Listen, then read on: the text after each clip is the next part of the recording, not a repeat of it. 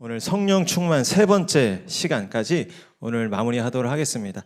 한 가지 일정을 이제 말씀드리면 다음 주는 첫째 주라 우리 가족들과 함께 예배하는 주간이고 그 이후부터는 날짜가 잘못됐네요. 그 이후에 3주 동안은 우리 봄맞이 예배드림 성령 집회가 3주간 이어집니다. 그래서 우리가 정말 작년부터 이어져 온 그 뜨거운 성령의 충만한 이 부흥의 역사가 이번 봄 성령 집회 가운데도 이어질 수 있도록 기도로 준비해 주시고 적극적으로 동참해 주시기를 바랍니다.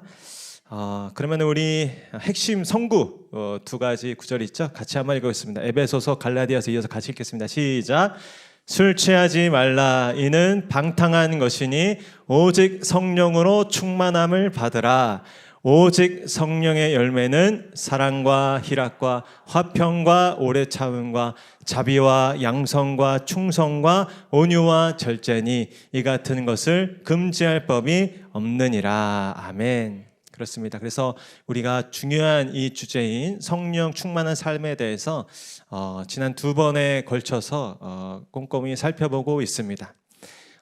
성령 충만의 의미와 또 누가 그 성령 충만을 주시는지, 그리고 성령 충만을 왜 받아야 하는지, 성령 충만의 필요성에 대해서 우리가 나눴어요. 그리고 오늘은 이 성령 충만을 어떻게 우리가 받을 수 있는지, 그리고 그 성령 충만을 받은 결과가 무엇인지, 그리고 언제 우리가 성령 충만을 받는지, 이 성령 세례와 성령 충만이라는 단어를 조금 더 이해하면서 살펴보도록 하려고 합니다. 이제 네 번째, 어떻게 성령 충만을 받을 수 있는가? 성령 충만이라는 그 단어 중에 충만이라는 이 헬라어를 살펴보니까 가득한, 완전한, 충실한, 충분한 그런 의미가 있습니다. 그래서 이 아까 기도하실 때 우리 권사님이 그 돌 항아리에 아기까지 이 물을 채운다고 하셨잖아요. 그런 것처럼 이 예수님께서 오병이어 기적을 일으키시고 12광주리에 이 남은 이 음식들이 가득 이 차게 거두었다라고 할 때 쓴 표현이 바로 이 충만이라는 플레레스라는 헬라어입니다. 그래서 성령님과의 관계에 있어서 그 성령님께서 또 행하시는 그 예수 그리스도의 사역과 그 성품에 있어서 정말 이 충만한, 가득하고 완전하고 충실하고 충분한 상태를 이 성령 충만이라고 가리킨다 하는 것이죠. 교재에서 이렇게 기록하고 있습니다. 우리 교재를 같이 한번 읽어보겠습니다. 시작. 영적으로 새로 태어나는 순간 신자들은 성령을 받습니다. 그 순간부터 신자들이 마음과 생활로 얼마나 성령님께 순복하느냐에 따라 신앙이 점차적으로 성장하게 됩니다. 모든 그리스도인들이 성령의 인도 아래 살지만 다 성령 충만한 생활을 하는 것은 아닙니다. 그래서 구원을 얻을 때는 우리가 성령을 받는 것이고, 성화 과정, 즉 신앙이 성장하는 과정에서는 성령이 우리를 계속 주장하도록 해야 하는 것입니다. 성령 충만은 단 일회적인 경험이 아니라 그리스도의 생활 가운데 계속적으로 일어나는 것입니다. 아멘. 그렇습니다. 그래서 이 성령 충만함이라는 것은 어떻게 보면 이 성령 세례, 우리가 예수님을 믿을 때 성령님이 아니고서는 예수를 그리스도라 고백할 수가 없잖아요. 그러니까 우리가 예수를 그리스도로 고백한다는 것은 성령께서 우리 가운데 오셔서 무언가 이제 역사하기 시작하셨다는 것이죠. 그러나 성령 충만은, 그래서 이 성령이 내주하시고 또 내 안에 임하시어서 나로 인하여 믿음을 고백하게 하는 일이 마치 결혼식을 행해서 정말 남남이었던 이 남녀가 결혼을 치러서 이제 하나가 되는 그 순간이라면, 여러분, 결혼식 했다고 그 관계가 전부인 것은 아니죠. 이 결혼을 하고 그 식을 잘 치렀다면 이제 그 둘의 관계가 점점 무르익고 더 서로를 알아가고 또 서로를 배려하면서 또 서로를 또 사랑하면서 정말 뭐라고 합니까? 이 흰머리가 파프리카 될 때까지, 검은 머리가 파프리카 될 때까지 그렇게 서로 사랑하고 또 동행하는 삶, 그것이 어떻게 보면 성령 충만에 가까운 삶이라는 것이죠. 그래서 제가 보면 이렇게 결혼식 날 이게 젊은 남녀가 손을 맞잡고 웨딩을 치르는 모습도 참 아름답지만, 요즘 제가 길거리 가다가 정말 감동을 받고 오랫동안 이렇게 쳐다보게 되는 광경은 이렇게 연세가 많으신 이 노부부께서 그러나 이렇게 스킨십을 하시면서 서로를 정말로 사랑하고 아끼는 모습, 정말 그날 그때까지 얼마나 많은 우여곡절이 있었고 또 얼마나 많은 인생의 그런 고비고비들이 있었을까. 그럼에도 불구하고 그 모든 풍파를 다 견디면서 서로 참아주고 배려하고 인내하여서 첫 때까지 손을 맞잡고 저렇게 사랑하는 모습을 볼 때 큰 감동을 받게 됩니다.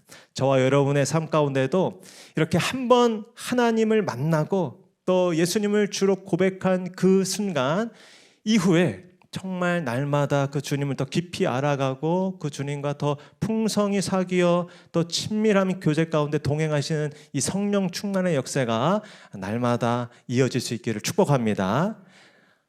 그래서 어떻게 성령의 충만함을 받을 수 있는가? 이 부분이 앞에 우리가 살펴봤던 것처럼 성령을 주시는 분이 누군가를 안다면 우리는 성령의 충만함을 성령을 주시는 분께 구해야 받을 수 있다는 사실로 이어지게 되는 것이죠. 성령의 충만함의 필요를 느끼고 간구해야 하는 것입니다. 기도해야 하는 것이죠. 하나님께서만이 주시는 것이기 때문입니다. 우리 사도행전 1장 말씀 같이 한번 읽겠습니다. 시작. 사도와 함께 모이사 그들에게 분부하여 이르시되 예루살렘을 떠나지 말고 내게서 들은 바 아버지께서 약속하신 것을 기다리라. 여자들과 예수의 어머니 마리아와 예수의 아우들과 더불어 마음을 같이하여 오로지 기도에 힘쓰더라. 아멘. 예수님께서 직접 말씀하셨죠. 내가 이제 승천하고 나면 너희들에게 또 다른 보혜사를 주실 테니 너희들이 그 보혜사 성령을 받기까지 기다려라. 그리고 이 예루살렘을 떠나지 말아라 당부하였을 때 그 제자들이 그냥 기다린 게 아니죠. 무엇을 하면서 기다렸습니까? 간구하면서 기도하면서 기다렸어요. 하나님께서 약속하신 그것을 기도하면서 하나님 그 약속하신 것을 하나님께서 우리에게 약속하신 것을 속히 베풀어 주시옵소서 소원하면서 간구하였을 때 오순절의 사건이 그들 가운데 임하였다는 것입니다. 여러분 삶 가운데 날마다 이 성령의 충만함을 아버지 하나님께 간구하시고 부르짖으시기를 축복합니다. 갈망하는 자에게 사모하는 자에게 하나님께서는 이 성령의 충만함을 허락하여 주실 줄로 믿습니다.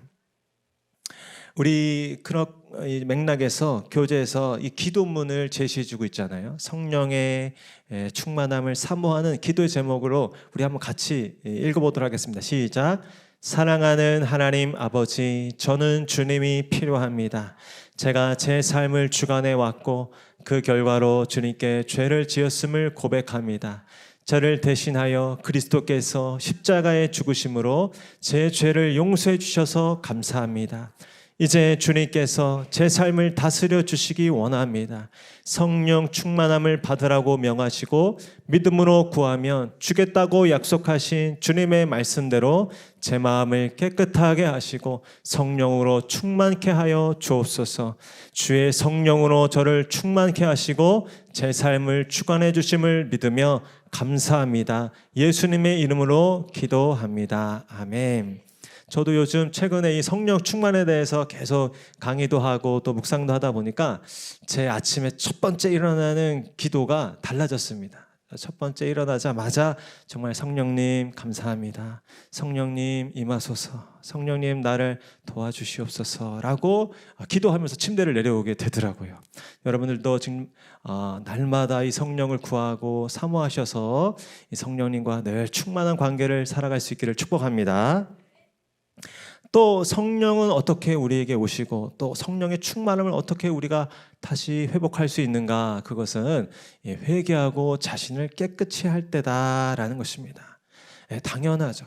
앞에 우리가 공부한 내용들을 살펴보면 성령이 누구시라는 것을 안다면 성령의 충만함을 어떻게 받는지는 자연스럽게 아는 것입니다.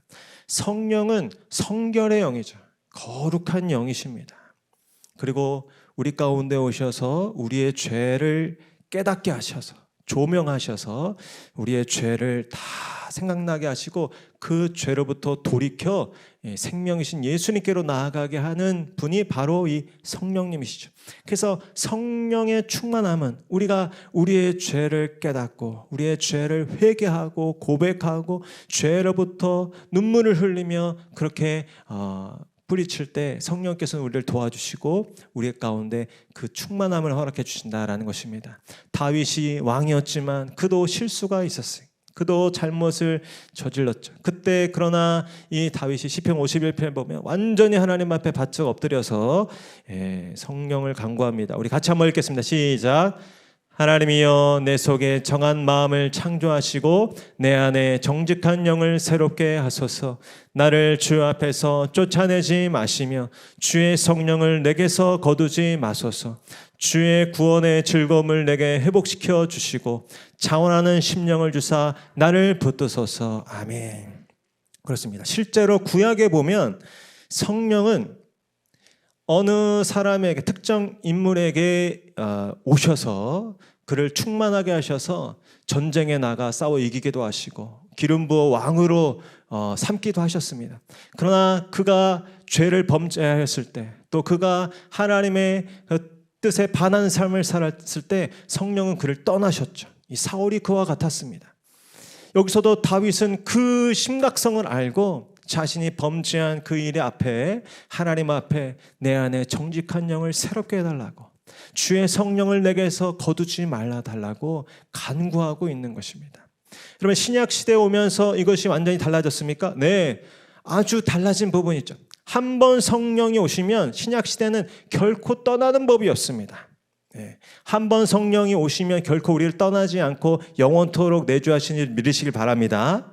그러나 이 구약과 또한 이 구분이 있지만 또 이 이어지는 맥락은 무엇이냐면 신약 시대라 할지라도 하나님 앞에 이 제멋대로 살고 또 이 죄를 따라 살고 육체를 따라 산다면 우리는 그 성령의 충만함을 잃어버릴 수 있다는 것입니다.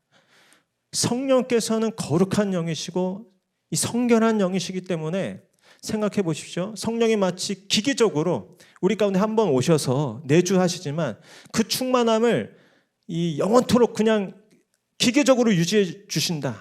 그러면 어떻습니까? 우리가 아무렇게나 살아도 우리가 하나님의 뜻과 전혀 상관없는 반대 삶을 살지라도 성령이 그렇게 우리를 늘 충만하게 하고 자신감이 있게 하고 늘 담대하게 한다면 우리는 그 그릇된 삶을 살면서도 전혀 두려워하지 않고 전혀 겁먹지 않고 더 대범하게 죄를 짓고 막 사는 삶을 살게 될 것입니다. 그래서 하나님께서는 이 신약시대 예수님께서 이 성령을 부으심으로 한 번 성령이 오시면 그 성령을 거두지 않아야 하시지만 그 충만함은 그 풍성한 이 교제와 사귐의 이 성도의 특권은 이 성도의 이 성결한 삶의 여부에 따라서 거두기도 하시고 제한하기도 하신다라는 것입니다. 그렇기 때문에 이 성령을 받는 일뿐만 아니라 성령님의 그 관계 속에서 우리가 거룩한 삶, 성결한 삶, 죄를 멀리하는 삶을 살아갈 필요가 여기에 있는 것입니다. 우리가 그래서 교재에서 이렇게 정리해 주겠습니다. 같이 한번 읽어보겠습니다. 시작. 만일 죄로 인해 우리가 삶의 주인이 된다면 그것은 불순종의 행동입니다. 그럴 때 우리는 죄를 고백해야 합니다. 그러면 하나님이 우리의 죄를 사하시며 우리를 모든 불의에서 깨끗게 하십니다. 고백이란 우리의 죄를 하나님 앞에서 인정하고 그 죄가 예수 그리스도의 십자가의 피로 사함 받은 것을 믿으며 그 죄에서 돌이켜 태도를 새롭게 하는 것을 의미합니다. 고백해야 할 죄를 찾아내기 위해서 자신을 바라보며 자기 연민에 빠질 필요는 없습니다. 그래서는 안 됩니다. 우리가 하나님과 그분의 의를 목마르게 사모하고 우리의 죄를 진정으로 모두 고백했다면 그것으로 족합니다. 하나님은 그의 약속에 따라 우리를 용서하시고 성령으로 충만케 하실 것입니다. 아멘. 그래서 성령을 받은 사람도 때때로 죄를 짓고 또 넘어지기도 하고 쓰러지기도 하지만 또 그렇다고 해서 코가 석자 다 빠져가지고 완전히 성령이 안 계신 것처럼, 그렇게 완전히 버림받은 것처럼 자기 연민에 빠지는 것도 아니라는 것입니다. 우리가 그렇게 쓰러지고 넘어지지만 그때 다시 성령을 구하면서 예수 그리스도의 그 피를 의지하여서 하나님 앞에 엎드리고 자복하면 하나님께서는 그를 다시 일으켜 주시고 그를 다시 새롭게 하셔서 충만한 삶을 다시 이어갈 수 있도록 우리에게 기름 부어 주실 줄로 믿습니다. 그 약속을 믿고 믿음으로 나아가는 것이 우리의 자세가 되어야 할 줄로 믿습니다. 또 어떻게 충만함을 받을 수 있습니까? 저를 다 아시죠? 전적으로 의탁해야 합니다. 자신의 삶을 이제는 내 힘으로 사는 것이 아니고, 내 경험으로 사는 것이 아니고, 내 소유로 사는 것이 아니고, 내게 오신 성령님으로 내 삶을 살아가는 것이지라고 생각하면서 늘 성령을 따라, 성령을 의지하면서 살아가는 것입니다. 우리 같이 한번 읽어보겠습니다. 시작. 믿음은 다른 말로 하면 신뢰입니다. 하나님을 믿는다는 것은 그분을 신뢰하고 의지할 대상으로 삼는다는 것을 말합니다. 이런 태도가 있는지는 상황이 좋을 때보다 상황이 나쁠 때 더 잘할 수 있습니다. 사랑하는 사람을 잃거나 병으로 몸이 고통스럽거나 파산하거나 인격적으로 모욕을 당할 때도 하나님만 의지하고 그분만 신뢰한다면 그것이 바로 성령 충만한 삶입니다. 아멘.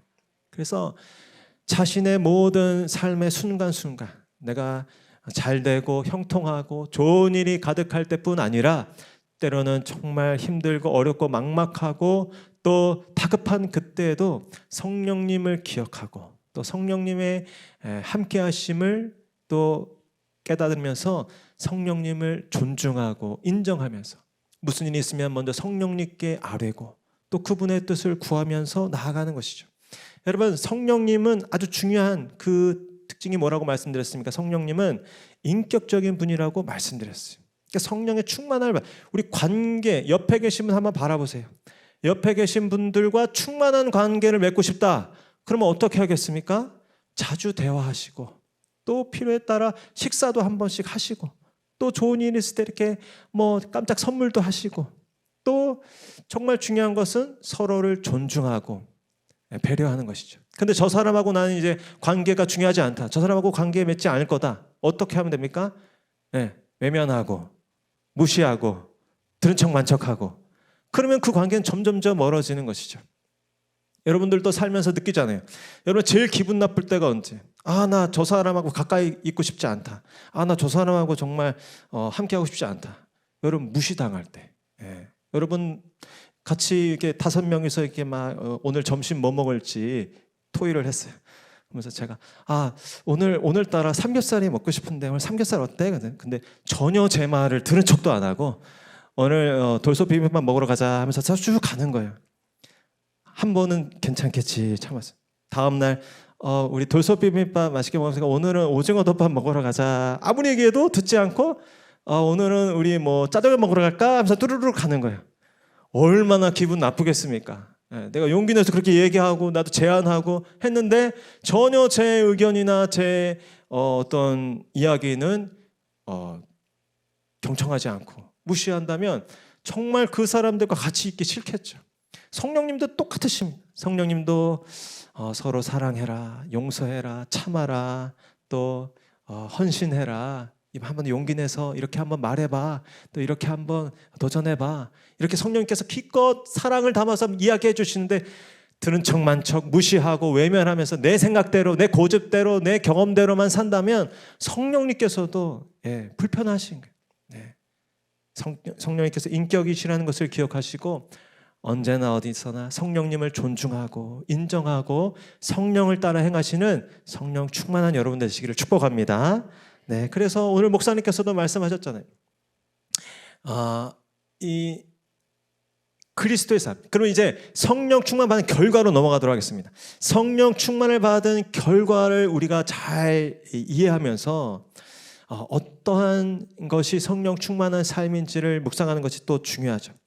일상생활에서 일상생활에서 그리스도의 성품이 드러나게 된다라는 것입니다. 갈라디아서 5장에 이 성령의 열매가 잘 등장되어 있죠. 같이 한번 읽어보겠습니다. 시작.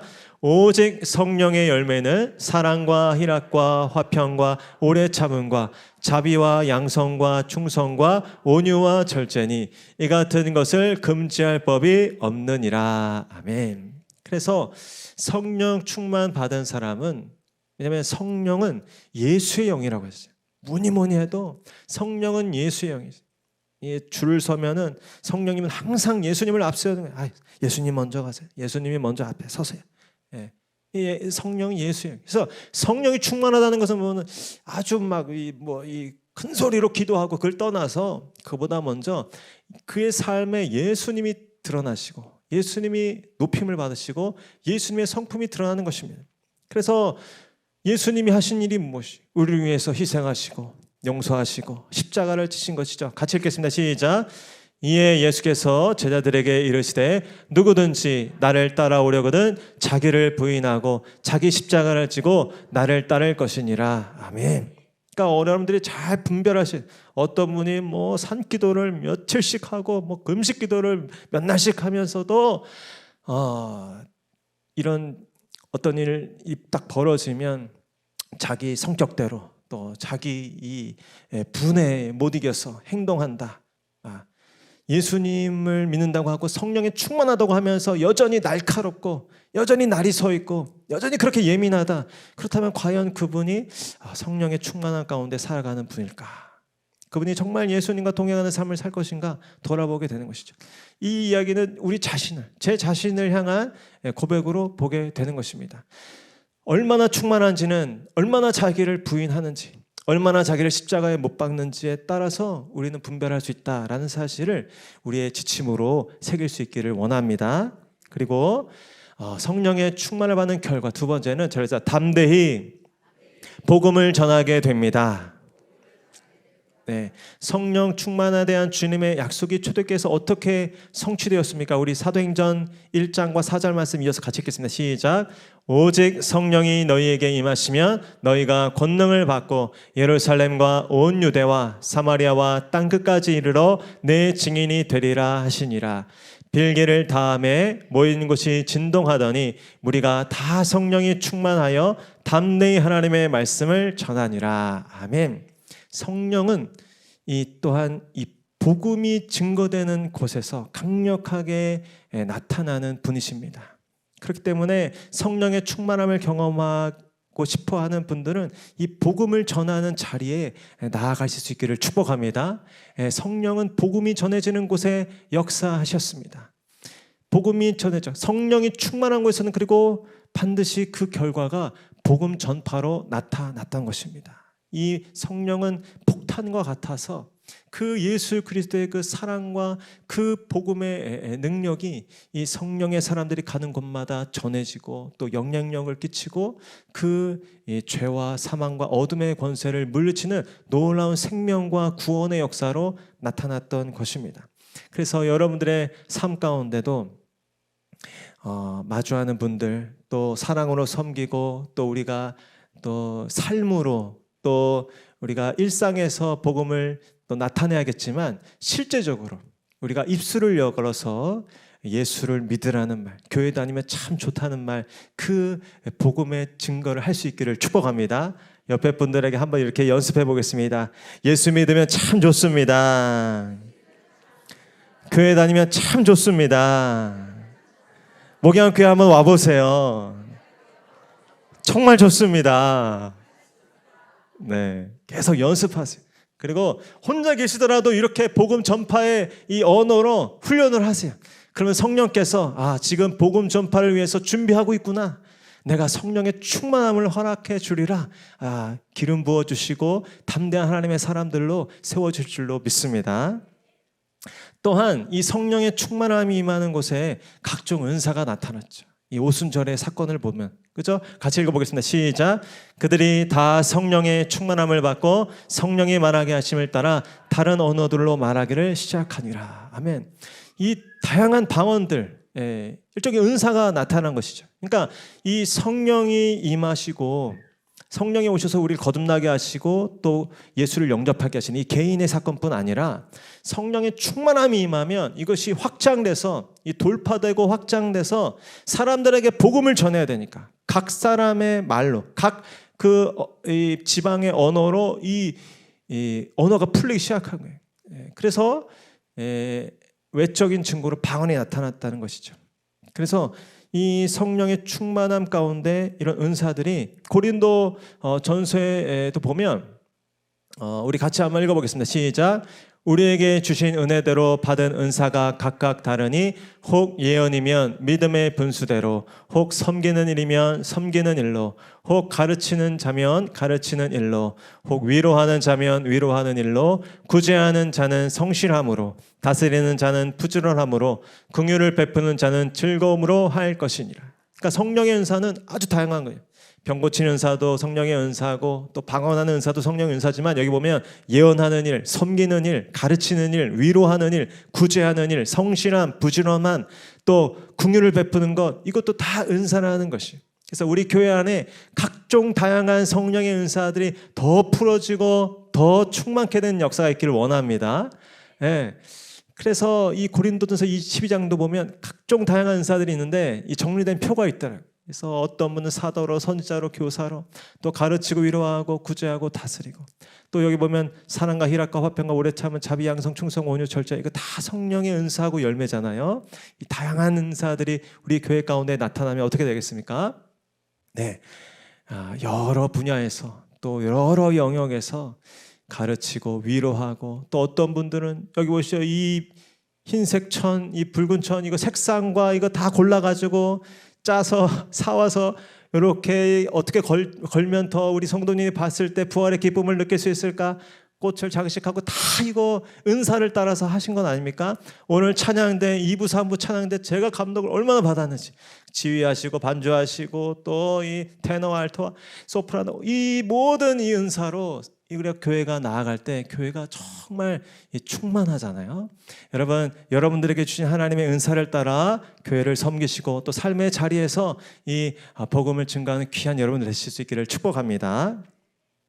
이제 언제 성령의 충만을 받는가? 여기서 두 가지 성령 세례와 성령 충만에 대해서 살펴보게 될 텐데, 먼저 성령의 세례는 처음 이 성령이 우리 가운데 임하실 때 그 순간을 성령 세례라고 부르는 것이죠. 모든 믿는 자에게 이 성령을 주시겠다고 하셨고, 우리가 믿음을 고백할 때 성령께서 오십니다. 우리 사도행전 말씀 같이 읽겠습니다. 시작. 요한은 물로 세례를 베풀었으나 너희는 몇 날이 못되어 성령으로 세례를 받으리라 하셨느니라. 아멘. 성령에 보면 성령 세례라는 말이 나오는데 이 마틴 로이드 존스라는 목사님의 책을 제가 좀 참고했거든요. 이렇게 좀 표현하고 계십니다. 우리 같이 한번 읽어보겠습니다. 시작. 그 결과 그들의 영혼에 불이 붙었음을 즉각 깨달을 수 있습니다. 그들에게는 주 예수 그리스도가 이전과는 전혀 다른 방법으로 생생하게 다가왔습니다. 주 예수 그리스도가 그들에게 영적으로 자신을 나타내 보여주셨으며 그 결과 그리스도를 향한 큰 사랑이 성령에 의해 그들의 마음속에 부어졌습니다. 그래서 이것을 성령 세례라고 정의하시고 계세요. 근데 이 성령 세례를 어떻게 정의하냐에 따라서 기독교 내에서도 파가 조금 갈리기는 합니다. 이단이 아닐지라도 정통 교단에서도 이 성령 세례에 대해서 정의하는 것이 조금씩 이 차이가 있기는 한데, 이 목사님 같은 경우는 우리가 아까 말씀드린 우리가 믿음을 가질 때 성령이 없이는 믿음을 가질 수 없죠. 그러나 성령 세례가 임할 때 믿음이 동일하게 이루어지기도 하고, 어떤 분은 예수님을 주로 시인하기는 했는데 아직 성령 세례를 받지 못한 상태에서 마치 우리 예수님의 12제자들처럼 예수님의 12제자들이 예수님의 부활도 체험하고 또 예수님은 나의 주 나의 그리스도이십니다, 이 입술로 고백은 했지만 이 성령의 세례는 오순절 때 받았던 것이죠. 그런 것처럼 이 성령의 세례를 좀 구분하고 있습니다. 여러분들도 한번 기억해 보시죠. 여러분들이 예수님을 믿고 이 성령 세례를 받았던 순간이 반드시 있을 것입니다. 그래서 이렇게 얘기합니다. 그 시점이 이 믿음의 순간과 동일하거나 조금 차이가 있을 수 있지만 모든 신자에게는 각자의 개인의 오순절 이 체험이 있어야 한다라는 것이죠. 그래서 저 돌아보면 예수님에 대해서 어렸을 때부터 이 모태 신앙으로 자랐지만 예수님에 대해서 정말 예수님이 나의 구주시구나, 예수님이 나를 위해서 십자가에 피 흘려 죽으셨구나 라는 사실은 내가 오랫동안 교회를 다녔지만 이후에 어느 수련회 때 정말 눈물로 인격적으로 주님을 영접하면서 그때 예수님에 대한 전혀 다른, 이전과 다른 시각이 열리고 한마디로 보면 영혼의 불이 붙었던 것이죠. 영혼의 불이 임해서 정말 예수님 앞에 정말 인격적으로 엎드리고 회개하게 되고 정말 주님을 위해서 살겠다고 다짐하게 되는 그 이 개인의 오순절의 사건이 있었던 것입니다. 그 성령의 세례를 먼저 우리는 받아야 하는 것이죠.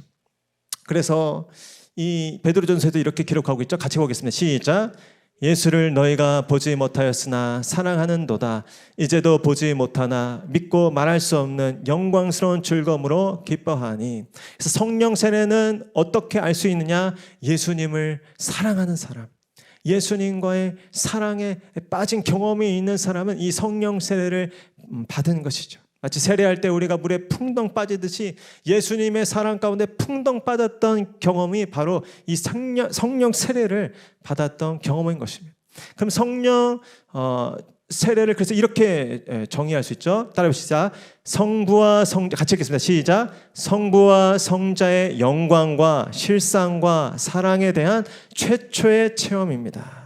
그래서 하나님에 대해서 눈을 뜨는 순간 하나님이 정말 살아계시구나, 하나님이 나의 창조주시구나, 예수님께서 나를 위해서 십자가에 달려 죽으시고 나를 위해 다시 살아나셨구나, 예수님의 실상에 대한 그 사랑에 대한 최초의 경험이 성령 세례죠. 성령 충만이라는 또 이 부분은 계속해서 아까 말씀드린 것처럼 결혼식에서 끝나는 것이 아니라 계속해서 이 반복적으로 그 충만함을 경험하는 것이죠. 우리 에베소서 말씀 같이 읽겠습니다. 시작. 술 취하지 말라. 이는 방탕한 것이니 오직 성령으로 충만함을 받으라. 여기서는 계속해서 받으라는 명령입니다. 그래서 이 12 사도들이 7 제자들을 구분하여 세울 때 이 기준으로 세웠어요. 같이 읽겠습니다. 시작. 형제들아 너희 가운데서 성령과 지혜가 충만하여 칭찬받는 사람 7을 택하라. 우리가 이 일을 그들에게 맡기고 우리는 오로지 기도하는 일과 말씀 사역에 힘쓰리라 하니 온 무리가 이 말을 기뻐하여 믿음과 성령이 충만한 사람 스데반과 또 필립과 브로고로와 니가노르와 디몬과 바메나와 유대교에 입교했던 안디옥 사람 니골라를 택하여. 아멘. 그러니까 성령의 충만함은 계속적으로 그 성령의 세례의 그 효과와 그 능력을 경험하는 삶인데, 특별히 이 성령 충만은 같이 읽겠습니다. 시작. 섬김을 위해 일어나며 우리에게 섬김을 위한 능력과 권위를 줍니다. 여기도 보면 이 성령 충만한 사람들을 이 제자들이 집사로 세웠습니다. 그래서 교회를 섬기고 또 주님께서 맡겨주신 여러 다양한 섬김과 이 사역을 감당하기 위해서 주님께서는 사람들에게 성령의 충만함을 주셔서 그 일을 감당하게 하시고, 때로는 이 귀신들을 내쫓게 하시고, 때로는 문제를 돌파하게 하셔서 이 하나님의 복음의 역사를 지속적으로 감당하게 하시는 것입니다. 그 은혜가 여러분들에게도 날마다 이어질 수 있기를 축복합니다. 여러분에게 다시 한번 옆에 분에게 축복해 주시죠. 성령 세례를 받으십시오. 성령 충만을 받으십시오. 아멘. 하나님께서 그렇게 우리를 사용하실 줄 좀 믿습니다. 자리에 한번 일어나셔서